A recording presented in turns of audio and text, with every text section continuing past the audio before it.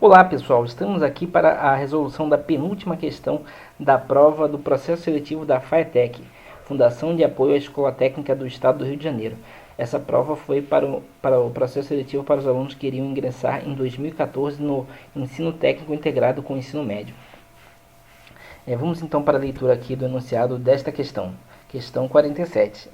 Em uma prova com 60 questões de múltipla escolha, João e Pedro acertaram, respectivamente, 4/5 e 3/4 da prova.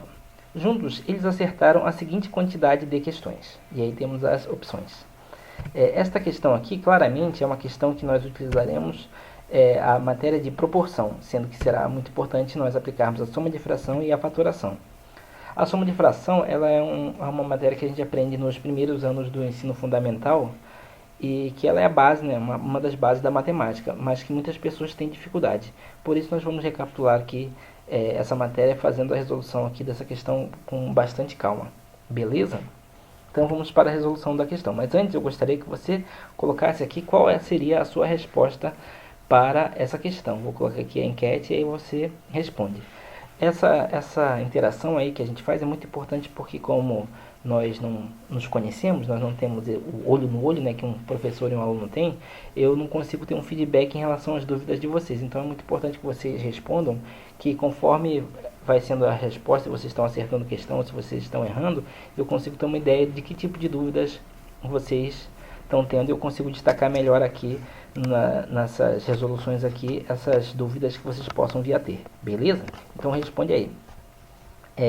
Vamos agora para a resolução de fato, né?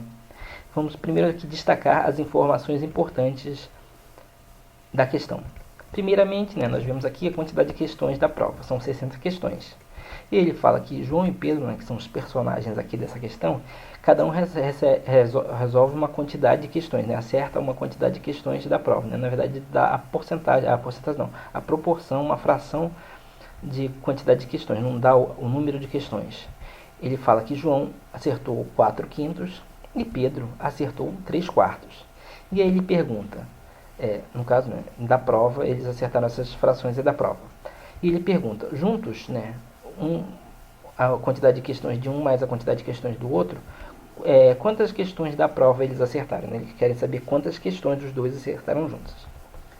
Então vamos lá. Primeira coisa, né, a gente sabe que é uma soma, né, porque ele está perguntando a quantidade de questões que os dois acertaram juntos, né, somando.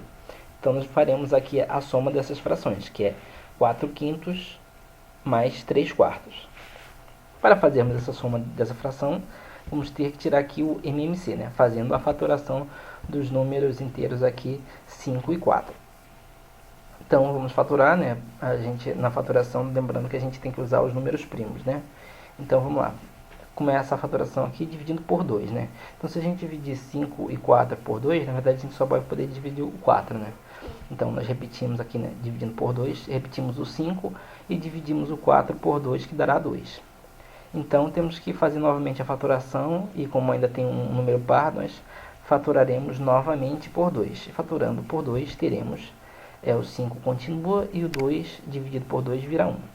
Agora nós temos o 5 e o 1, sendo que nós só precisamos fatorar o 5. O 5 será divisível apenas por ele mesmo, né? Porque o 5 é um número primo. Então dividiremos por 5 e teremos o fim aqui da fatoração 1 e 1. Beleza? Então esses são os números que deram da fatoração aqui dos 5 e do 4, né? O que vai dar o MMC, que será então 2 vezes 2 vezes 5, que será 20. Então 20 será o MMC que a gente usará na fração para fazer a soma das duas frações. Beleza? Lembrando que depois que a gente acha o valor aí, né, do MMC, é importante nós dividirmos o 20 pelo valor de cada um dos denominadores, no caso o 5 e o 4. Né? A gente vai dividir o 20 pelo 5 para poder saber qual o número que a gente vai usar na multiplicação dessa fração e por 4 para a gente saber qual o número que a gente vai usar na multiplicação dessa fração aqui. Então vamos dividir aqui 20 dividido por 5 será igual a 4. E 20 dividido por 4 será igual a 5.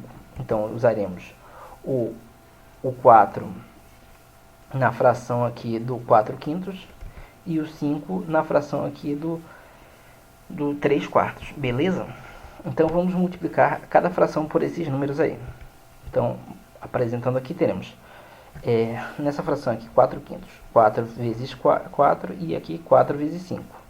E nessa fração aqui 3 quartos, teremos 3 vezes 5 e 4 vezes 5. Essas multiplicações aqui vai ter que dar necessariamente o MMC que a gente achou aqui, né? Então, vamos mostrar aqui, como eu falei, né? 4 vezes 5 vai dar 20 e 5 vezes 4 vai dar 20, né? O próprio MMC que a gente já tinha descoberto. Na verdade, o valor novo é esse aqui e esse aqui, né? Que é 4 vezes 4, 16 e 3 vezes 5, 15. Beleza? Tranquilo aí? Então, isso aqui é só uma revisão, né? De soma de fração. Então, a gente escreve agora a fração sobre o mesmo denominador, que é o 20, né? Que veio daqui desse MMC aqui, beleza? Veio daqui. E teremos, então, 16 mais 15 dividido por 20. Vamos agora somar esse valor, né? 31 sobre 20, né? 16 mais 15 dá 31. 31 sobre 20.